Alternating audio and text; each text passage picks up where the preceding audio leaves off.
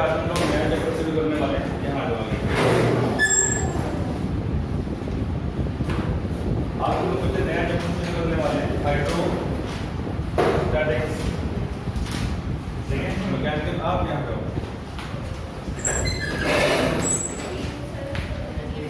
आ जाओगे फटाफट।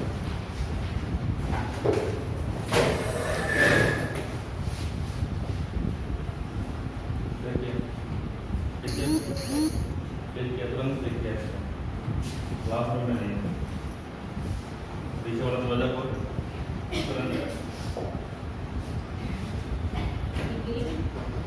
यस, जाओ जाओ फटाफट जाओ, अच्छे टाइम बन जाएगा। अच्छा, पैर लगे नहीं, किसके पैर में लगेंगे? सही है, ठीक है। ऑलराइट, तो बच्चे आज का जो चैप्टर है वो है हमारा मैकेनिकल प्रॉपर्टीज ऑफ फ्लूइड्स। ठीक है, मैकेनिकल प्रॉपर्टीज ऑफ फ्लूइड्स। इससे पहले हम लोग मैकेनिकल प्रॉपर्टीज ऑफ सॉलिड्स पढ़ चुके हैं। ठीक है, तो चैप्टर नंबर 2 यूनिट 7 बच्चे 7 ही है, प्रॉपर्टीज ऑफ बल्क मेटल, उसका पार्ट 2 है। तो ये है mechanical properties of fluids, mechanical properties of fluids. Okay, क्या है ये मैकेनिकल प्रॉपर्टीज ऑफ फ्लूइड्स? हम लोग इसके बारे में आज बात करने वाले हैं। देखो, मैकेनिकल प्रॉपर्टीज ऑफ फ्लूइड है क्या? मैकेनिकल प्रॉपर्टीज का मतलब क्या होगा? इसके अंदर हम लोग रेस्ट की बात करेंगे, हम लोग मोशन की बात करेंगे, हम लोग प्रेशर, फोर्स, इन सब की बात करने वाले हैं। ठीक है, तो इसमें मैंने एक वर्ड लिखा है फ्लूइड। क्या लिखा है मैंने यहाँ पे वर्ड? फ्लूइड। फ्लूइड क्या होता है? What do you mean by fluid?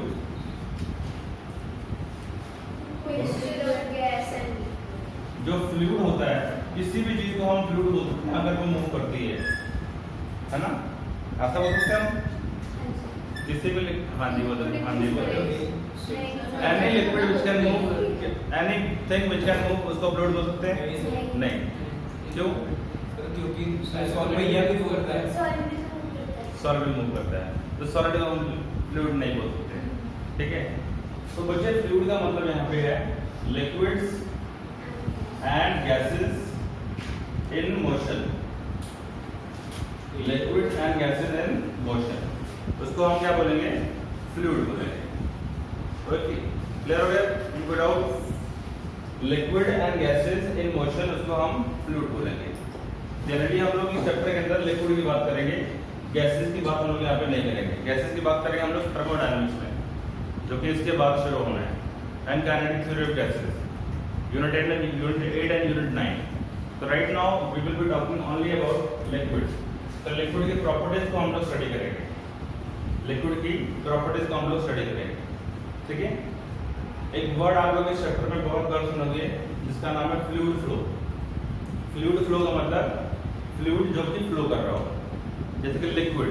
जब भी वर्ड फ्लूइड फ्लो होगा, इसका मतलब होगा कि लिक्विड हमारा फ्लो कर रहा है, liquid in motion, that is called fluid flow. Alright, clear हो रही है? ओके, तो फ्लूइड फ्लो हम लोग इस चैप्टर में स्टडी करेंगे। गैसेस की स्टडी अभी नहीं होगी, स्टडी करेंगे मेनली लिक्विड की और उसकी प्रॉपर्टीज की। ठीक है, तो ये जो मैकेनिकल प्रॉपर्टीज ऑफ फ्लूइड्स है, इसको बेसिकली दो पार्ट में हम कैटेगराइज कर रहे हैं।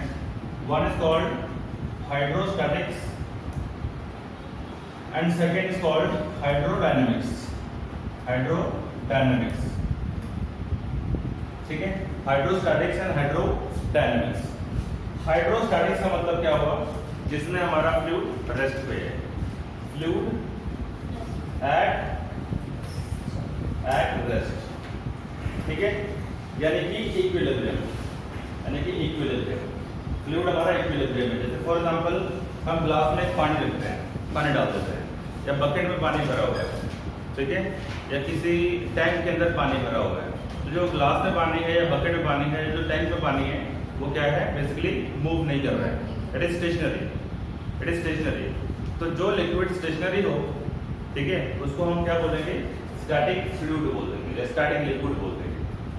मैं जब फ्लूइड वर्ड की बात कर रहा हूँ तो समझ लेना यहाँ पे लिक्विड का मैं रेफरेंस दे रहा हूँ।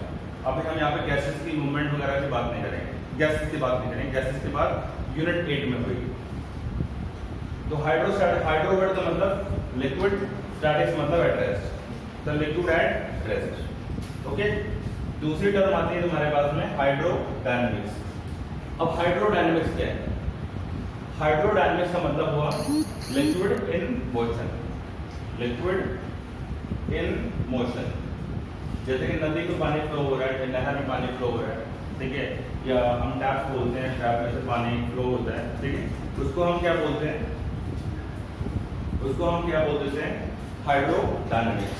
तो हमारा जो कंसर्न है इस चैप्टर के अंदर, हमारा कंसर्न जो है वो ये नहीं है राइट नाउ, हमारा कंसर्न है ये, we will be dealing with this part only, hydrostatics.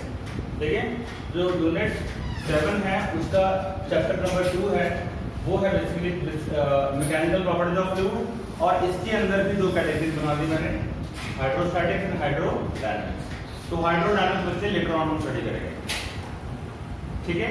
अभी हम क्या पढ़ने वाले हैं? हाइड्रोस्टैटिक्स पढ़ने वाले हैं। नोट्स में सारा कुछ सीरियल वाइज लिख जाओ।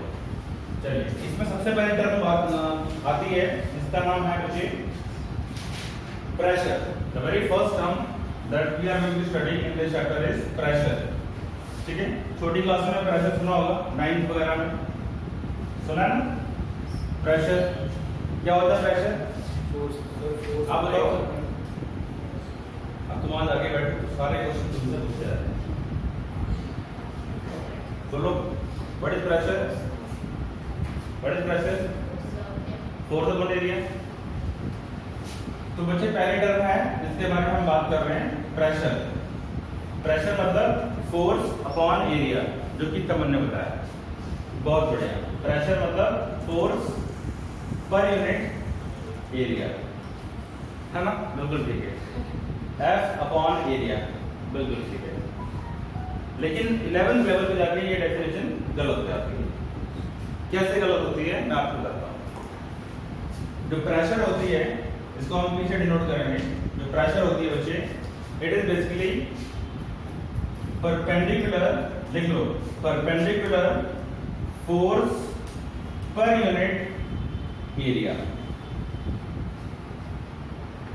इसको याद रखना, F perpendicular per unit area. और एरिया क्या रखना बच्चा? मैग्नीट्यूड रखना, एरिया का मैग्नीट्यूड। ठीक है, 11th में आके थोड़ा सा हम मतलब इसमें डिफरेंस रखेंगे।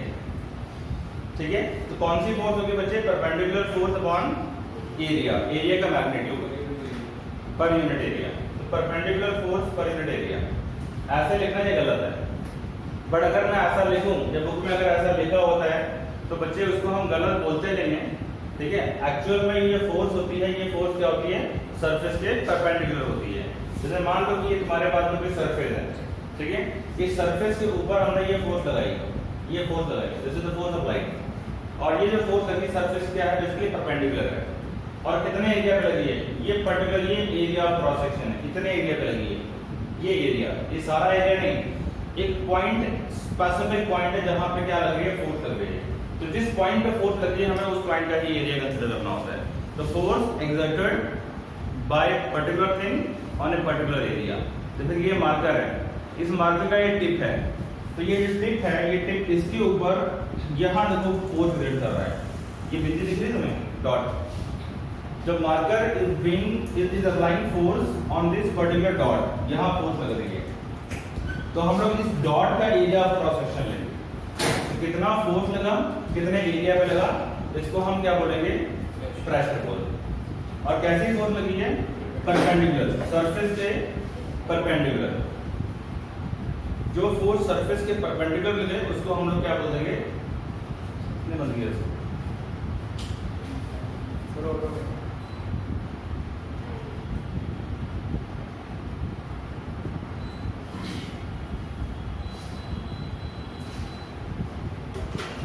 ऑलराइट, तो जो फोर्स है बच्चे वो कैसे लेनी है? हमें सरफेस के परपेंडिकुलर लेनी है। रिमेंबर इट, भूलना नहीं इसको। तो जनरली आप लोग एफ अपॉन एरिया जो बोलते हो वो बेसिकली होता क्या है, perpendicular component of force per unit area. Example के तौर पे अगर आपको कोई बोले कि ये सरफेस है और इस सरफेस के ऊपर आपने ये फोर्स लगा दी, बड़ा फेमस है, आपको अलग अलग उसमें देखने को मिल जाएगा। और यहाँ पे ये वर्टिकल मैंने ड्रॉ कर दिया, ठीक है, ये वर्टिकल लाइन ड्रॉ कर दी और ये एंगल तुम्हारे पास में है, ये एंगल थीटा सपोज, ठीक है। अब ये जो फोर्स है, इस फोर्स की डायरेक्शन किधर जा रही है, the force direction is this way, ये है फोर्स की डायरेक्शन। तो फिर फोर्स कैसी क्वांटिटी है, वेक्टर क्वांटिटी है। फोर्स कैसी क्वांटिटी है, वेक्टर क्वांटिटी है। तो फोर्स का डायरेक्शन ये बनना चाहिए। अगर ये एंगल थीटा तो ये एंगल भी क्या होना चाहिए, थीटा होना चाहिए। कैसा लो? तो बच्चे ये जो फोर्स है, इस फोर्स से दो कंपोनेंट बनेंगे, कैसा लो? इस फोर्स से दो कंपोनेंट बनेंगे। कौन कौन से कंपोनेंट? इसके सामने वाला कंपोनेंट एफ साइन थीटा, ठीक है, और एक ये वाला कंपोनेंट जिसको हम बोलेंगे एफ कॉस थीटा। तो मुझे बताओ कौन से कंपोनेंट सरफेस के परपेंडिकुलर है? एफ कॉस थीटा, यानी F cos theta is F perpendicular. आपको ये पता लग रहा है कंपोनेंट कैसे बनाए? आपको नहीं पता लग रहा है, ये दिक्कत होती है। ये देखो यहाँ पे ये फोर्स है, ठीक, ये फोर्स है, this is O, this is A and this is B। ये ट्रायंगल तो मैं दिख रहा है, यहाँ पे दिख रहा है ट्रायंगल। इस ट्रायंगल में ये हाइपोटेन्यूज कितना है, F है, ठीक है। तो ये एंगल इसके सामने ये परपेंडिकुलर और ये बेस, ठीक है। इसको यहाँ बाहर बना सकते हो इस तरह से। ये अगर एंगल थीटा हो और ये तुम्हारे पास F दिया हो तो इसके दो कंपोनेंट बनेंगे, एक इधर और एक इधर। ये वाला होगा F sin थीटा इसके सामने और ये वाला F cos theta. Why sin cos theta की वैल्यू निकालनी आती है तुमको, बेस अपॉन हाइपोटेन्यूज निकालोगे, बेस अपॉन हाइपोटेन्यूज। तो ये रहा बेस, हाइपोटेन्यूज ये, तो बेस अपॉन हाइपोटेन्यूज कितना F है, तो बेस की वैल्यू कितनी होगी, F cos थीटा। चेक कर लो, ठीक है। इस तरह से हम कंपोनेंट बनाते हैं। तो हमें क्या रखना पड़ेगा यहाँ पे, F cos थीटा रखना पड़ेगा, perpendicular component. We will not simply write F upon area, only the perpendicular component, जो सरफेस से क्या हो, परपेंडिकुलर हो। बच्चे ध्यान यहाँ पे, ध्यान यहाँ पे। अभी कल ही आपके पेरेंट्स से मीटिंग हुई है, ठीक है, ध्यान बिल्कुल यहाँ पे। तो F cos theta divide by area, clear है? यानी हमारे पास में कौन सा कंपोनेंट में लेना है, परपेंडिकुलर कंपोनेंट। मैं बार बार बोल रहा हूँ, नॉर्मली ये लगाना गलत होगा, बट अगर मैं ऐसा लिखता हूँ F अपॉन एरिया तो समझ लेना कि ये कौन सा कंपोनेंट है, perpendicular component. This member it, okay, clear है? अब प्रेशर के यूनिट्स की बात करते हैं। ये प्रेशर का यूनिट क्या होगा इन जनरल? मुझे units of pressure, units of pressure. तो सबसे बेसिक यूनिट क्या होने वाला है, फोर्स न्यूटन में होती है, एरिया होता है स्क्वायर मीटर में, न्यूटन स्क्वायर मीटर। तो होगा क्या बेसिकली यूनिट, ये हुआ न्यूटन, डिनोमिनेटर में क्या होगा, मीटर का स्क्वायर। तो यूनिट ऑफ प्रेशर बच्चे होगा, पहला यूनिट है जिसको हम SI यूनिट बोल देते हैं। SI unit is newton per square metre, और it is named in the honour of scientist called pascal.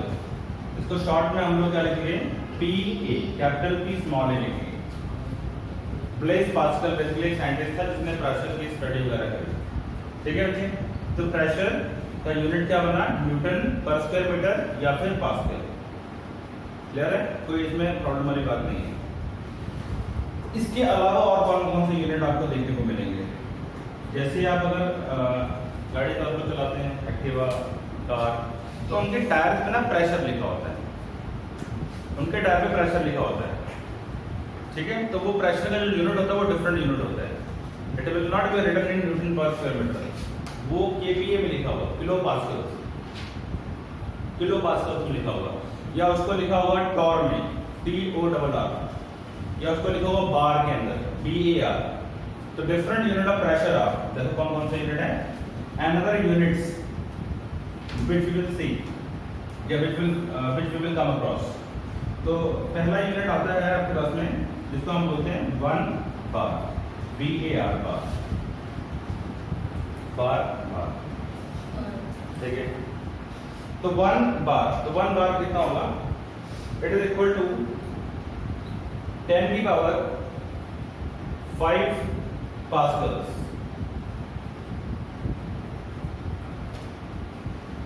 1 bar equals to 10 की पावर 5 पास्कल। ठीक है, यानी कि बार जो है वो बड़ा यूनिट है। इसके बाद एक और बहुत ही फेमस यूनिट होता है बच्चे, उसको हम बोलते हैं एटमॉस्फेरिक प्रेशर। एटमॉस्फेरिक प्रेशर, इसको शॉर्ट में लिखेंगे हम लोग 1 ATM। 1 ATM, it is not auto drill machine, ATM नहीं, ATM बोलते हैं एटमॉस्फेरिक प्रेशर। एटमॉस्फेरिक प्रेशर यानी कि जो प्रेशर हमारे ऊपर एटमॉस्फेयर में लगा है, जो हमारे ऊपर एटमॉस्फेयर लगा रहा है, भाई एटमॉस्फेयर में क्या है? गैसेज हैं, एंड गैसेज एक्सर्ट प्रेशर। ठीक है, फ्लूइड्स एक्सर्ट प्रेशर। तो 1 एटमॉस्फेरिक प्रेशर का बच्चे वैल्यू होता है 1.013 10 की पावर 5 पास्कल। इसको रट लो, ये रट लो। तो न्यूमेरिकल में हम लोग इसको बहुत ज्यादा देखेंगे। तो न्यूमेरिकल स्टडी करोगे तो उसमें हम लोग ये टर्म बहुत बार देखेंगे, 1 एटमॉस्फेरिक प्रेशर या 3 एटमॉस्फेरिक प्रेशर या एनी एटमॉस्फेरिक प्रेशर। तो हमें एटमॉस्फेरिक प्रेशर को क्या करना पड़ेगा? SI यूनिट में कन्वर्ट करना पड़ेगा। SI यूनिट क्या है हमारा? पास्कल या न्यूटन पर स्क्वायर मीटर। तो ये स्टैंडर्ड वैल्यू तो बच्चे ये हमें याद रखना पड़ेगा। ठीक है, उसके बाद में एक और यूनिट ऑफ प्रेशर होता है बच्चे, जिसका नाम होता है टॉर्क। TORR, torque. तो 1 टॉर्क जो होता है वो होता है 133.3 pascals, 133.3 pascal. This is the unit of pressure, another unit of pressure. एक और होता है जिसको हम लोग मिलीमीटर ऑफ Hg में पढ़ते हैं, mm ऑफ मर्क्यूरी। तो वो मैं अभी नहीं बताऊंगा, वो मैं आपको बाद में बताऊंगा जब बैरोमीटर स्टडी करेंगे। बैरोमीटर एक डिवाइस होता है जिससे हम लोग एटमॉस्फेयर का प्रेशर नापते हैं। आपकी लैब के अंदर, फिजिक्स लैब के अंदर बैरोमीटर रखा हुआ है। ठीक है, जब लैब खोलेंगे तो दिखाएंगे आपको। तो एटमॉस्फेरिक प्रेशर जो होता है वो मर्क्यूरी बैरोमीटर से नोट किया जाता है। ठीक है, और वहां पे प्रेशर का नया यूनिट आपको देखने को मिलेगा, मिलीमीटर ऑफ Hg उसको बोलते हैं। ठीक है, वो हम आगे बात करेंगे। यस, लैब देखते हैं। ऑलराइट, इसमें कोई डाउट नहीं होना चाहिए। ठीक है, इसमें कोई डाउट नहीं होना चाहिए, बिल्कुल बिल्कुल बेसिक बात बताई है। मतलब 11th वाली कोई बात नहीं बताई आपको, बस एक बात बताइए 11th वाली, एफ अपेंडिंग। ठीक है, इसको आपकी बुक्स में 9th क्लास की बुक में ऐसा भी लिख रखा होगा। प्रेशर को लिख रखा हुआ उन लोगों ने थ्रस्ट पर यूनिट एरिया लिख रखा होगा। ऐसे थ्रस्ट पर यूनिट एरिया। तो जो थ्रस्ट होती है ना, थ्रस्ट को हम लोग परपेंडिकुलर फोर्स ही बोलते हैं। थ्रस्ट वर्ड का मतलब क्या होता है? Perpendicular force. जो फोर्स सरफेस से क्या लगे, परपेंडिकुलरली एक्ट करे, उसको थ्रस्ट बोलते हैं। That is called thrust. Clear है? ओके, चलिए नेक्स्ट बात करेंगे। जो प्रेशर होता है वो किन फैक्टर्स पे डिपेंड करता है? प्रेशर किन फैक्टर्स पे डिपेंड करता है? आपने कभी सुना होगा, मैंने शायद अभी थोड़े दिन पहले बात भी करी थी, कि जब हम कोई सी डाइवर जब डाइव करता है तो अपने ऊपर एक सूट लगा के डाइव करता है, सूट पहन के डाइव करता है, और साथ में ऑक्सीजन सिलेंडर लेके डाइव करता है। तो ऑक्सीजन सिलेंडर तो सबको पता है कि पानी में कहाँ से ऑक्सीजन लेगा, they are not like fish, हमारे गिल्स हैं और वहाँ से लिक्विड ऑक्सीजन हम ग्रास्प करके जिंदा रहेंगे। तो हमें क्या चाहिए? ऑक्सीजन चाहिए, इसलिए हम सिलेंडर लेके आते हैं। बट वो स्पेशल भारी भरकम सूट डालते हैं। क्यों डालते हैं? रीजन ये है कि जब हम डेप्थ में जाते हैं तो पानी का प्रेशर हमारे ऊपर बढ़ता जाता है। जब मैं पानी के अंदर जाऊंगा तो मेरे ऊपर पानी का वॉल्यूम बढ़ता जाएगा। इमेजिन, अगर मैं सरफेस के ऊपर हूँ, सरफेस के ऊपर तैर रहा हूँ, तो मेरे ऊपर खाली एटमॉस्फेयर की जो गैसेज है उनका प्रेशर लग रहा है। भाई एटमॉस्फेरिक गैसेज को ग्रेविटी ने खींचा, एटमॉस्फेरिक गैसेज को ग्रेविटी ने खींचा। जब वो ग्रेविटी उसको खींचती है तो क्या करेगा? वो गैसेज नीचे की तरफ आएंगे and they will exert pressure on the surface. Imagine, जैसे कि मैं अभी यहाँ पे खड़ा हूँ तो मेरा वेट है, मेरे वेट की वजह से इस फ्लोर पे प्रेशर है। नहीं समझे? समझ पा रहे हो? तो गैसेस को ग्रेविटी खींच रही है।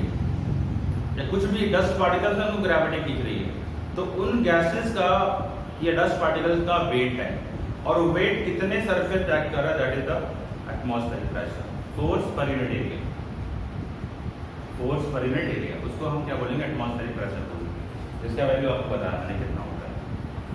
क्लियर है? अब हम बात करने वाले हैं कि पानी के अंदर प्रेशर जो होता है वो किस तरह से वेरी करता है विद द डेप्थ। ठीक है, जितना हम गहरे जाते हैं उतना प्रेशर बढ़ता रहता है, इतना तो सबकी सेंस काम करती है। जितना हम गहरे में जाएंगे हमारे बॉडी के ऊपर उतना ज़्यादा मास होगा। इमेजिन आप नीचे जा रहे हो, आपके ऊपर पानी का मास बढ़ता है, पानी को कितना पानी ऊपर सरफेस पे है तो खाली एटमॉस्फेरिक गैसेस का प्रेशर, नीचे गए तो एटमॉस्फेरिक गैसेस का प्रेशर तो था ही, प्लस ऊपर जो पानी हमारे ऊपर आ गया उसका भी प्रेशर आ गया। और गहरे जाएंगे एटमॉस्फेयर का प्रेशर तो है ही है, साथ साथ में पानी का प्रेशर और बढ़ता जाएगा तो हमारी बॉडी बर्स्ट हो सकती है, फट सकती है, इसलिए हम स्पेशल सूट पहन के जाते हैं। क्लियर बात? ठीक है, हम जब पानी के अंदर डाइव करते हैं तो हम ज़्यादा देर तक पानी के नीचे रहने के लिए हम फोर्स क्यों लगाते हैं? अगर हम पानी के नीचे जाके डाइव करते हैं अंडरग्राउंड होके, तो अगर हम फोर्स नहीं लगाएंगे तो हम ऊपर आ जाएंगे, ऐसा नहीं। क्या जवाब हुआ इसका? पहले क्वेश्चन समझ लो। यस, क्वेश्चन आप मुझे भी समझ नहीं आया, दोबारा सबको क्वेश्चन समझ आना चाहिए तरह। ਅਸੀਂ ਕਹਿੰਦੇ ਪਾਣੀ ਦੇ ਵਿੱਚ ਛਾਲ ਮਾਰੀ ਤੋਂ ਬਾਅਦ ਜਦੋਂ ਆਪਾਂ ਅੰਡਰਗਰਾਉਂਡ ਹੋ ਗਏ ਪਾਣੀ ਦੇ ਕਾਫੀ ਥੱਲੇ ਚਲੇ ਗਏ, ਤੇ ਜਦੋਂ ਅਸੀਂ ਉੱਥੇ ਰਹਿ ਇੱਕ ਜਗ੍ਹਾ ਟਿਕਣ ਦੀ ਕੋਸ਼ਿਸ਼ ਕਰਦੇ ਹਾਂ, ਟਿਕ ਨਹੀਂ ਪਾਉਂਦੇ, ਉੱਪਰ ਨੂੰ ਆ ਜਾਂਦੇ ਹਾਂ। ਕਿਉਂ? ਤੁਸੀਂ ਕਿਹਾ ਜੇ ਆਪਾਂ ਥੱਲੇ ਜਾਂਦੇ ਹਾਂ ਤੇ ਐਟਮੋਸਫੇਰਿਕ ਪ੍ਰੈਸ਼ਰ ਤਾਂ ਸੀਗਾ, आप ही बता देगा साहब। प्रेशर भी है और एक बयानसी होती है, बयान फोर्स होती है। आर्किमिडीज प्रिंसिपल पढ़ा, उसमें उससे पहले एक बयान फोर्स आती थी कि जब हम किसी ऑब्जेक्ट को पानी में डिप करते हैं तो पानी उसको ऊपर फेंकता है, दैट्स कॉल्ड बयान फोर्स। ठीक है, ओके, चले आगे। तो बयान से होती है, बयान से की वजह से कोई चीज ऊपर आती है। इसमें भी एक कंसेप्ट है, कंसेप्ट ये है density of the object and density of the fluid. अगर ऑब्जेक्ट की डेंसिटी फ्लूइड की डेंसिटी से ज़्यादा है तो ऑब्जेक्ट उतने बुयान फोर्स नहीं दे पाएगा कि वो ऑब्जेक्ट नहीं, पानी उतने बुयान फोर्स नहीं दे पाएगा कि ऑब्जेक्ट को ऊपर ले जाए। जैसे कि एग्जांपल है लकड़ी है, लकड़ी को तुम पानी में फेंकते हो, लकड़ी तैरती है, ठीक है। वहीं पे तुम एक पत्थर को फेंक देते हो पानी में और पत्थर डूब जाता है। रीजन, पत्थर की डेंसिटी ज़्यादा है as compared to the water, लकड़ी की डेंसिटी कम है एज कम्पेयर टू, ठीक है। 9th क्लास के कंसेप्ट है यार सारे, ओके। चलिए हम बात करते हैं, नेक्स्ट पॉइंट है हमारा pressure at A depth h below the surface of fluid rather हम यहाँ पे लिखेंगे लिक्विड, ठीक है। गैसेस की बात नहीं करेंगे, पहले बोल चुका मैं आपको। हम किसकी बात करेंगे, बोलो बराबर बोलो, लिक्विड की बात करेंगे, हम लोग लिक्विड की बात करेंगे। इतना तो देखो यार, कॉमन सेंस मैंने आपको फील करा दिया कि हम गहरे में जाएंगे तो हमारी बॉडी में प्रेशर बढ़ता जाएगा, ठीक है। अब हम लोगों ने इसका एक मैथमेटिकल एक्सप्रेशन निकालना है so that we can do the numerical parts, हम न्यूमेरिकल तो कर पाएंगे। देखो सपोज मेरे पास में एक कंटेनर है, ये एक कंटेनर है बच्चे, और मैंने यहाँ पे कंटेनर में यहाँ तक पानी भर लिया, दिस इज वाटर, ठीक है। पानी है, कोई लिक्विड है, ठीक है, H2 मान लो, H2 पानी भर दिया। अब यहाँ पे सारा पानी है बच्चे, दिस इज वाटर, और इस वाटर के अंदर मछलियाँ भी तैयार करेंगे, ओके। और मछलियों की बात नहीं करेंगे, आगे जब मैनेज करेंगे तो वहाँ पे मछली तैर रही होगी तो मछली पे कितना पानी का प्रेशर होगा वो सब आगे करेंगे। अभी यहाँ पे हमें इस जगह पे this part, this is what surface of water, ये क्या है? सरफेस ऑफ वाटर है। ओके, इस सरफेस ऑफ वाटर पे बाहर से कुछ प्रेशर लग रहा होगा, या तो नो? बिल्कुल लग रहा होगा। इसको हम क्या बोलते हैं? Atmospheric pressure. इमेजिन जो ये लिक्विड है, द लिक्विड जो है बच्चे, क्या वो रेस्ट पे है? बिल्कुल है। कंटेनर में मैंने पानी डाल दिया तो वो पानी जो है नीडल जो जाए तो फिक्स है, मतलब कि ये लिक्विड क्या है? एट रेस्ट है। मतलब कि हम इसको बोल सकते हैं the liquid is in equilibrium. The liquid is in equilibrium. कौन सा इक्विलिब्रियम है? Static equilibrium. स्टैटिक मतलब लिक्विड रेस्ट पे है, मतलब लिक्विड का मूवमेंट किधर भी नहीं है, ना ऊपर ना नीचे ना लेफ्ट ना राइट ना किसी एंगल पे। Liquid is at rest. Liquid is at rest. अब ऊपर जो गैसेस हैं, ऊपर जो गैसेस हैं, उन गैसेस ने यहाँ पे क्या लगाया? प्रेशर लगाया, सरफेस के ऊपर प्रेशर लगाया। कितना प्रेशर लगाया? मान लो प्रेशर यहाँ पे लगा P नॉट। लिखो यहाँ पे P not is the pressure exerted by atmosphere on the surface. Okay, clear है? सरफेस पे लगाया प्रेशर किसने? एटमॉस्फेयर ने। अब मुझे क्या करना है? I want to find out the pressure at this point. मुझे बच्चे यहाँ प्रेशर निकालना है पॉइंट, इस पर्टिकुलर पॉइंट पे, जिसको मैंने बोल दिया पॉइंट बी, और ये है पॉइंट ए। ए पॉइंट का तो प्रेशर सबको पता लगे कितना है? P not. ये भी P नॉट, ये भी P नॉट, सब जगह प्रेशर कितना? P नॉट है। प्रेशर कितना? P नॉट है हर जगह पे सरफेस पे। लेकिन जब हम नीचे आते हैं, गहराई में आते हैं, तो मुझे पता करना है कि पॉइंट P पे प्रेशर कितना होगा। What is the pressure at this particular point P? कितनी गहराई पे नीचे आते हैं? मान लो यहाँ पे मैं ये h डेप्थ नीचे आ गई मुझे, ये कितनी गहराई पे है बच्चे? This is the depth h गहराई पे नीचे आ गया। या इस पॉइंट B से h ऊपर, जैसा मर्जी देख लो, बट हम गहराई में जा रहे हैं, डेप्थ पे। अब हम क्या अज्यूम करेंगे? यहाँ पे हम एक सिलेंडर बनाते हैं, इमेजिनरी सिलेंडर। तो बच्चे मैंने यहाँ पे एक इमेजिनरी सिलेंडर बना दिया, इसको हम बोलते हैं लिक्विड कॉलम। क्या बोलेंगे इसको हम लोग? Liquid column, imaginary liquid column. इस तरह this is called imaginary liquid column. ठीक है, लिक्विड कॉलम। कैसा शेप है इसका? सिलेंड्रिकल शेप है, सिलेंड्रिकल शेप। आप यहाँ पे किसी भी शेप का लिक्विड कॉलम ले सकते हो फॉर योर काइंड इन्फॉर्मेशन। चाहे आप सिलेंड्रिकल कॉलम एज्यूम करो, चाहे आप क्यूबिकल एज्यूम करो, चाहे जौन सा भी एज्यूम करो, बट ये ध्यान रखना कि क्या आपको उसकी मैथमेटिक्स आती है। सिलेंडर की मैथमेटिक्स सबको आती है, उसका एरिया वॉल्यूम सब निकालना सबको आता है, ट्यूब का एरिया वॉल्यूम निकालना सबको आता है। अगर मैं कोई भी टेढ़ा मेढ़ा एरिया निकाल दूँ, ऐसे कोई भी टेढ़ा मेढ़ा है इस तरह से ऐसा निकाल दिया, तो क्या इसका तुम्हें ज्योमेट्री आता है? इसका एरिया निकाल पाओगे? इसका वॉल्यूम निकाल पाओगे? नहीं निकाल पाओगे। इसलिए हम कोशिश करेंगे कि सिमेट्रिकल सरफेस को या सिमेट्रिकल वॉल्यूम को इमेजिन करें। सिमेट्रिकल वॉल्यूम, तो ये मैंने सिलेंड्रिकल वॉल्यूम इमेजिन किया।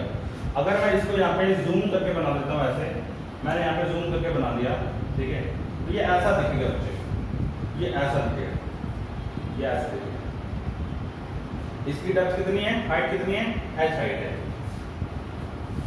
ऊपर कितना प्रेशर था? यहाँ पे ऊपर प्रेशर कितना था? P not. यहाँ प्रेशर कितना है? नहीं पता। पॉइंट B कितना प्रेशर है? नहीं पता। अब इसके अंदर क्या भरा हो? पानी भरा है, ये तो नो, बोलो भाई, पानी भरा, सारा पानी भरा हुआ। ऐसा मैंने इसलिए लिया ताकि मैं यहाँ पे बच्चे मैथमेटिक्स को सॉल्व कर पाऊँ। लेने पे तो मैं कोई भी सरफेस एरिया इमेजिन कर सकता हूँ, कोई भी सिलेंडर, कोई भी वॉल्यूम इमेजिन कर सकता हूँ, लेकिन द पॉइंट इज क्या आपको उसका मैथमेटिक्स आता है? नहीं आता है, मुश्किल पड़ेगी। इसलिए अगर हम क्यूबिकल लेते हैं, आपकी बुक में तो क्यूबिकल लिया होगा या तो सिलेंड्रिकल लिया होगा। 95% बुक्स में सिलेंड्रिकल लेके करते हैं।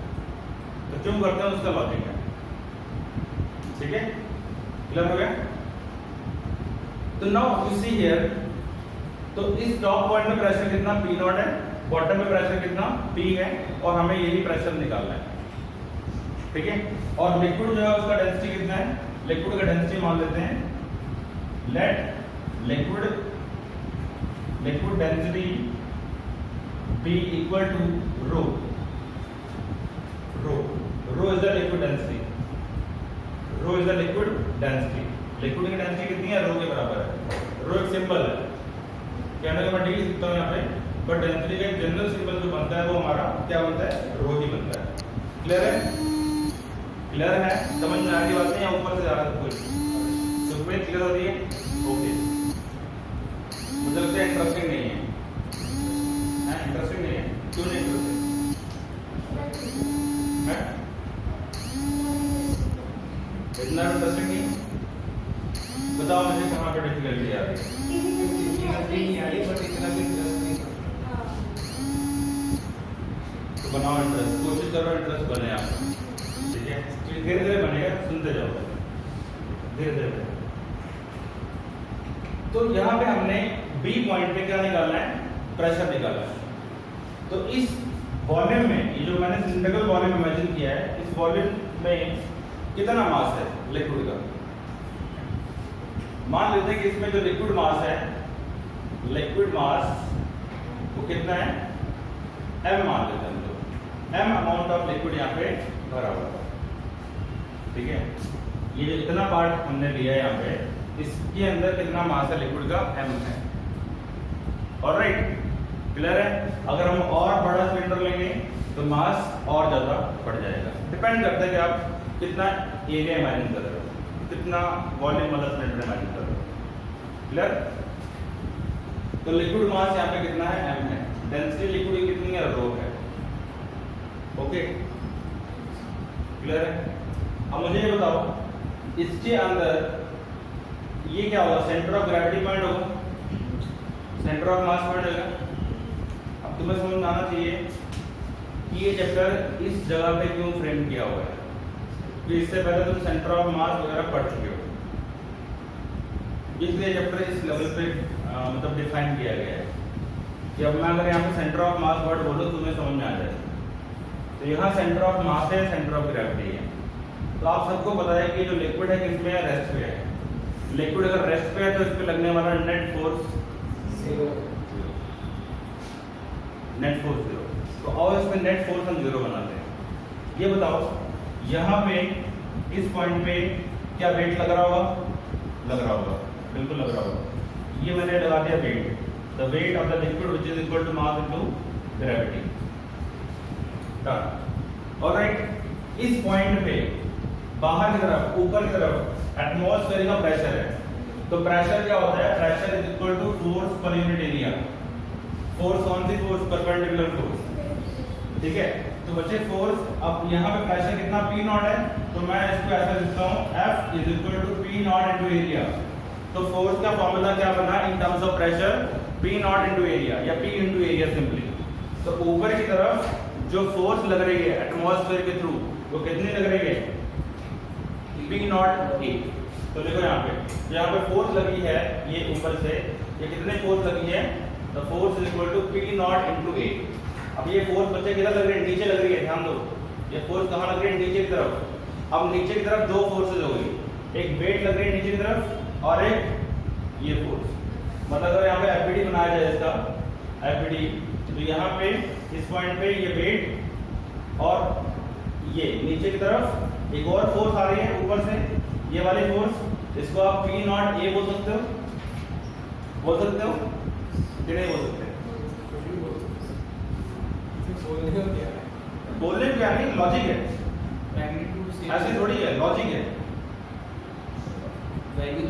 अब तुमने एफबीडी नहीं पढ़ा होगा तो वो बात अलग है। अब बोलो, फिर से बोल रहा हूँ यार, तुम लोगों को ना कुछ नहीं पल्ले पढ़ना है अनलेस अनटिल आपका प्रीवियस पार्ट क्लियर ना हो। अगर आपका प्रीवियस पार्ट बच्चे पेंडिंग है, क्लियर नहीं है, तो कुछ नहीं पल्ले पढ़ना है। और मैंने आप लोगों को ड्यूरिंग एग्जाम टाइम, जब एग्जाम चल रहे थे, मैंने आपको काफ़ी सारी चीज़ें रिपीट करवाई, रिवाइज करवाई। वो इसीलिए करवाई ताकि आप लोगों का भला हो जाए, जो नए बच्चे हैं उनका थोड़ा सा कवर हो जाए, इसीलिए करवाई है। ठीक है, प्रैक्टिस है बच्चे सारे। अब आपको एफडी नहीं पता लग रहा है, ये ऊपर नीचे की डायरेक्शन नहीं समझ में आ रही, तो बच्चे फिर मुश्किल है, फिर मुश्किल है, फिर तो प्लस टू में भी गाड़ी नहीं चलती, बिकॉज 11th इतना बेसिक है, 11th के कंसेप्ट क्लियर नहीं है तो आगे प्लस टू में प्रॉब्लम आती है। लेकिन जैसा मैं कहता हूँ वैसा कर लेते हो तो सब कुछ स्मूथ हो जाएगा। और जो मैं कहता हूँ बच्चे वो आसान नहीं है, उसमें लगेगी मेहनत, उसमें लगेगा टाइम, उसमें लगेगा फोकस, जो कि आप करना नहीं चाहते। जो करेगा वो बच्चे उसको मिल जाएगा, डेफिनेट सी बात। नेचर का सिंपल तो है, you do and you will find.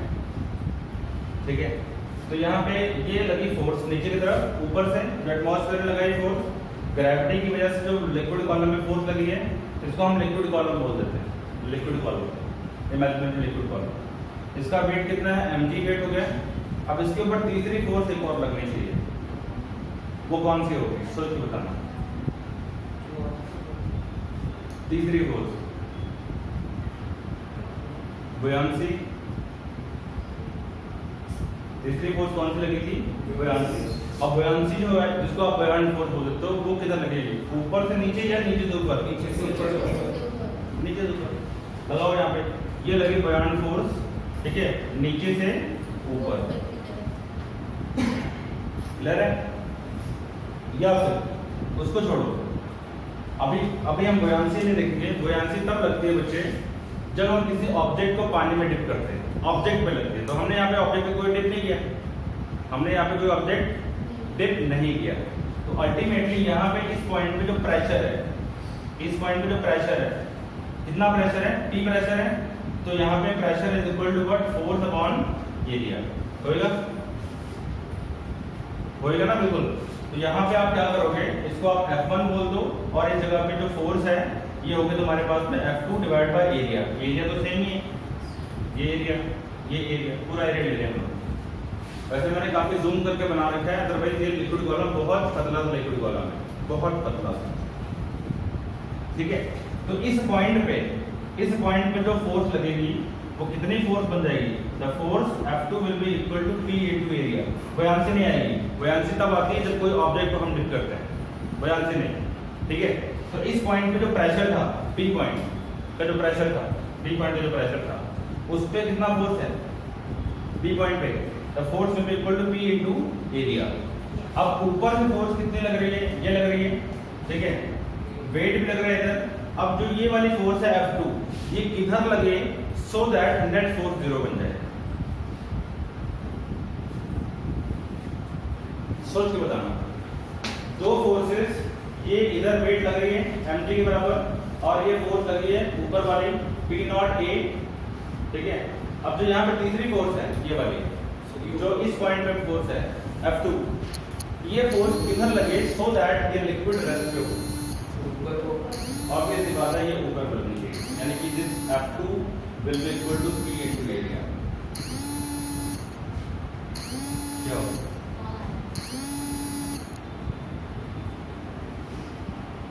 Okay, ठीक है, क्लियर हो गया, क्लियर हो गया। यानी जो लिक्विड है वो किसमें होना चाहिए, एट रेस्ट होना चाहिए, एट इक्विलिब्रियम होना चाहिए। इसलिए जितना नीचे फोर्स है उतना ही फोर्स ऊपर बनना चाहिए, और कोई फोर्स यहाँ पे नहीं आएगी। रिमेंबर इट, दोबारा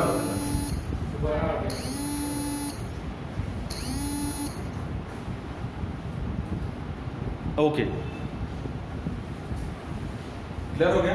अब जो लिक्विड हमारा किसमें रेस्ट में है, तो लिखो यहाँ पे, since column, liquid column is at rest, therefore F net should be equal to 0. F net should be 0.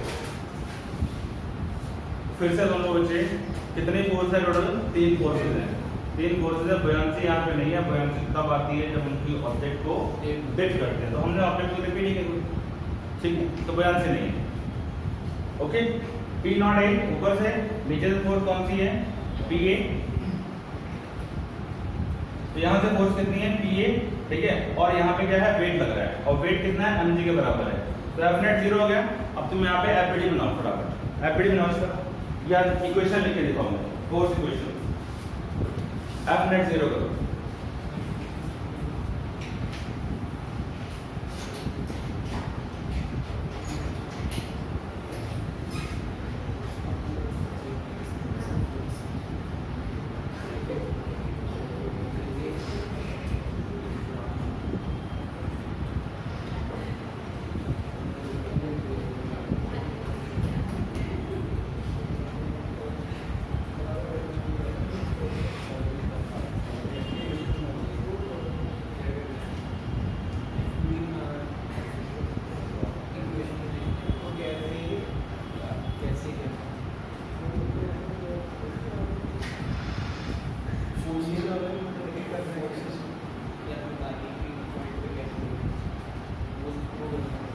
दो नीचे रहेगी एक ऊपर रहेगी, तो सिंपली लिखना जो डायग्राम बताया था उसको एक्सप्लेन करना। एक पॉइंट तो टोटल है इसका लेवल एक पॉइंट ले, तो उसके नीचे तो और ऊपर फ्री रूम है।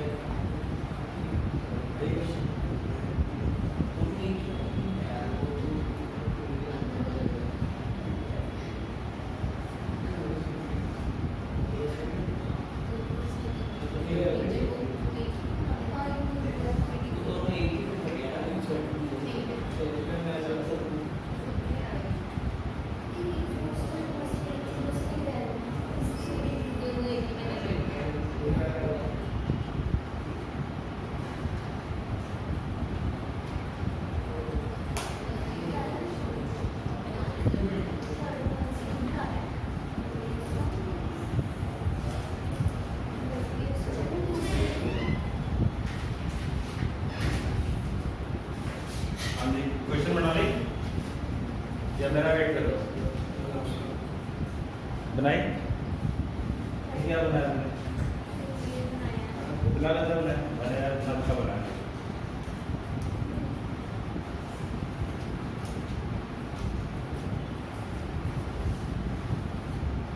यस, तो नेट फोर्स जीरो होने का मतलब क्या हुआ कि नेट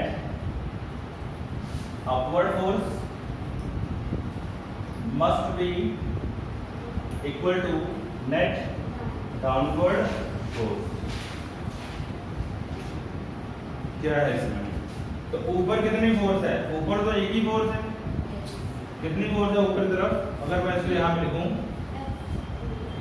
सॉरी F2 है ना, ऊपर कितनी फोर्स F2, नीचे कितनी force? Weight plus P not A, यही तो है, वेट प्लस P नॉट है। देखो चेक कर लेना। ओके, इसको कर देता हूं मैं। बच्चे जितना भी हम स्टडी कर रहे हैं ना वो सब किसमें?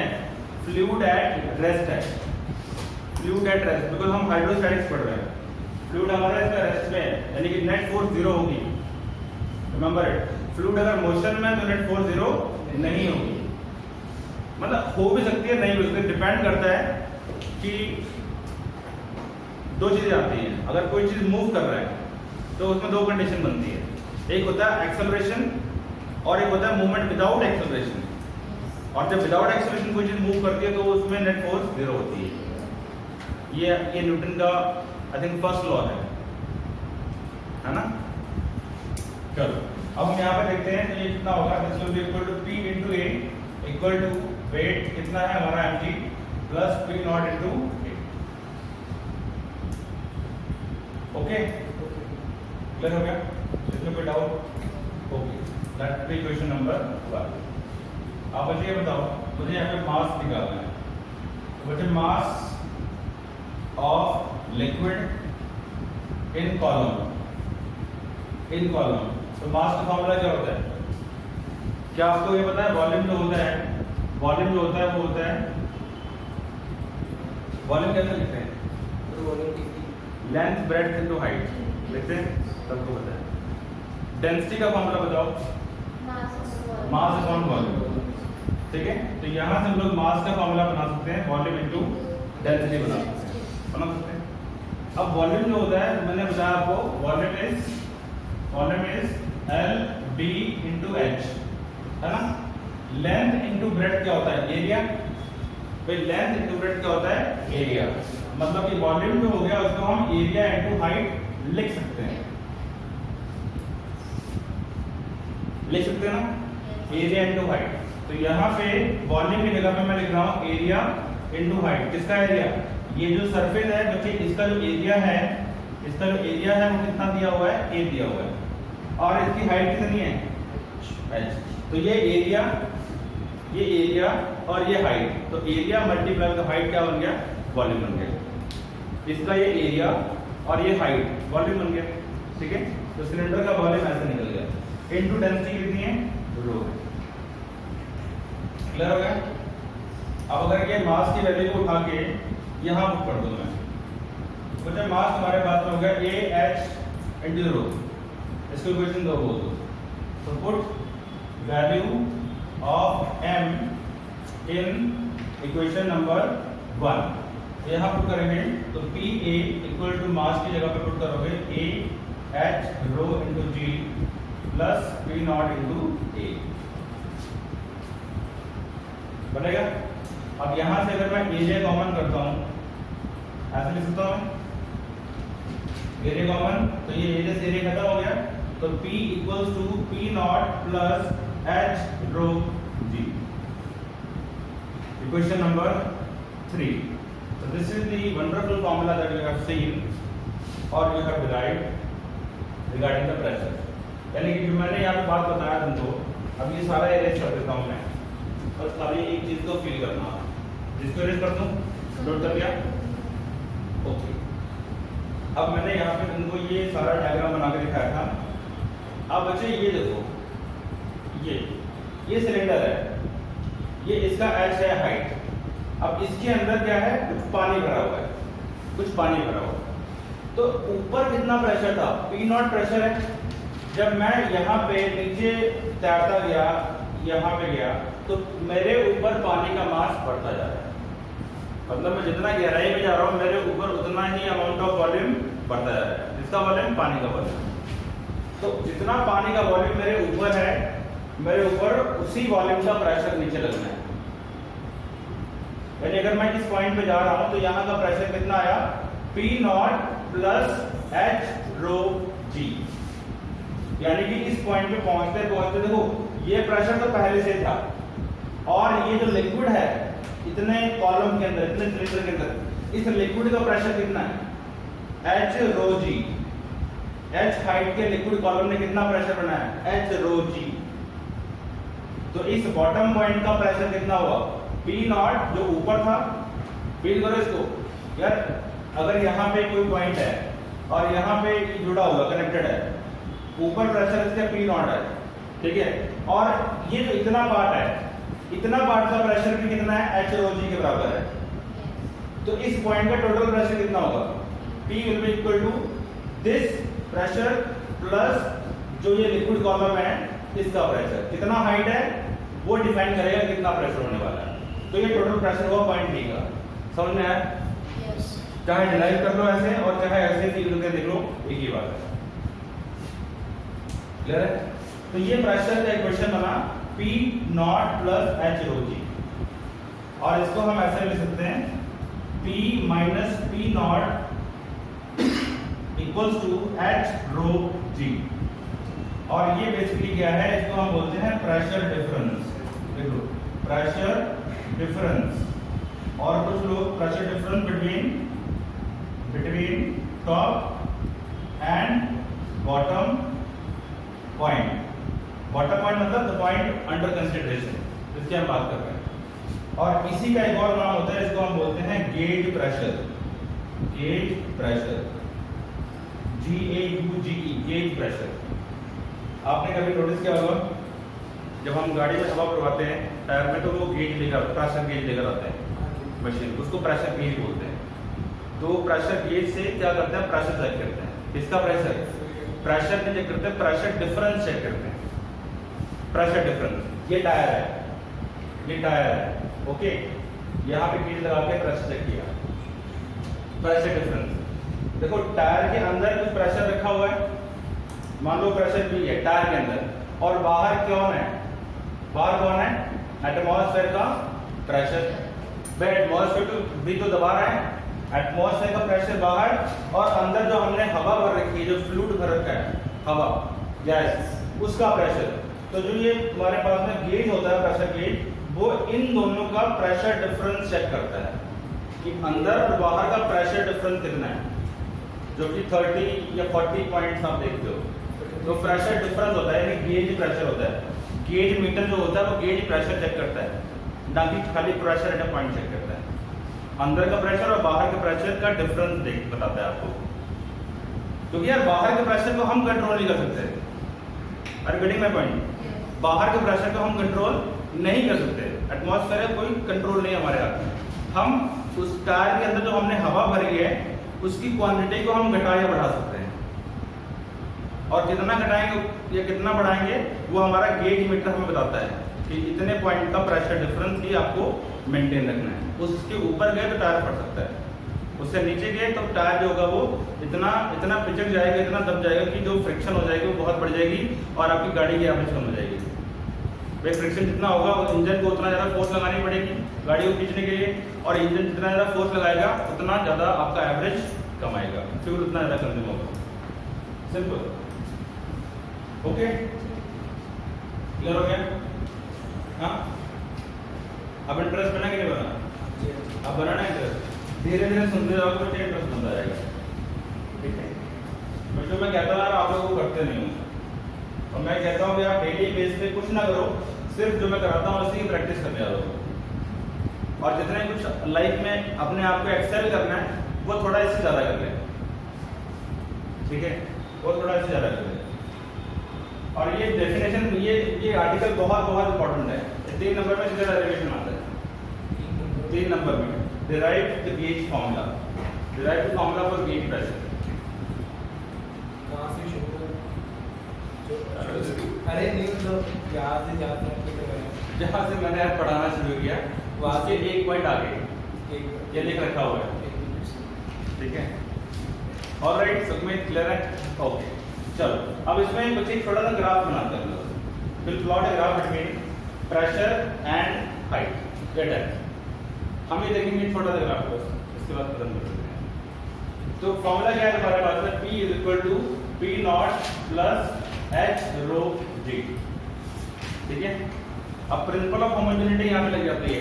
अगर लेफ्ट साइड पे प्रेशर है तो ये भी प्रेशर, और प्रेशर में प्रेशर ही जुड़ सकता है, ठीक है, जो आपने भी कल सीखा, ठीक है? तो कोई भी इक्वेशन है उसमें प्रिंसिपल ऑफ होमोजेनिटी लगती ही लगती है।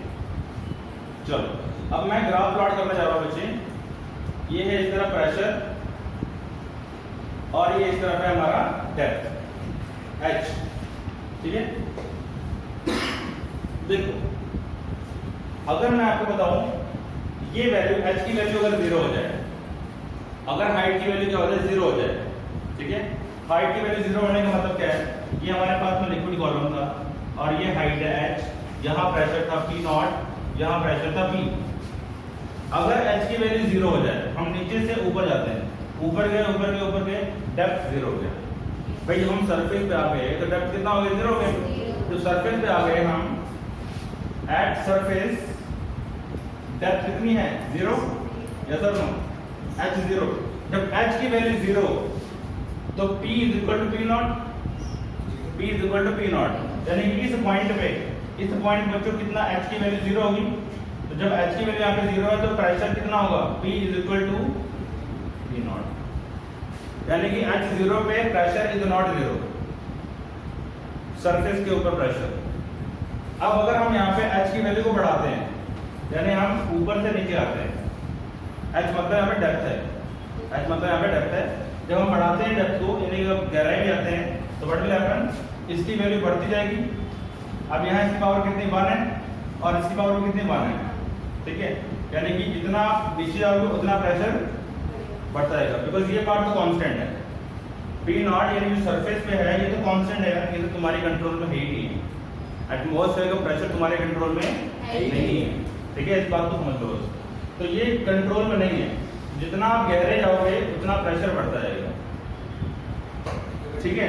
तो कहने का मतलब जैसे हाइट बढ़ती जा रही है वैसे वैसे प्रेशर भी लीनियर ग्राफ आ गया,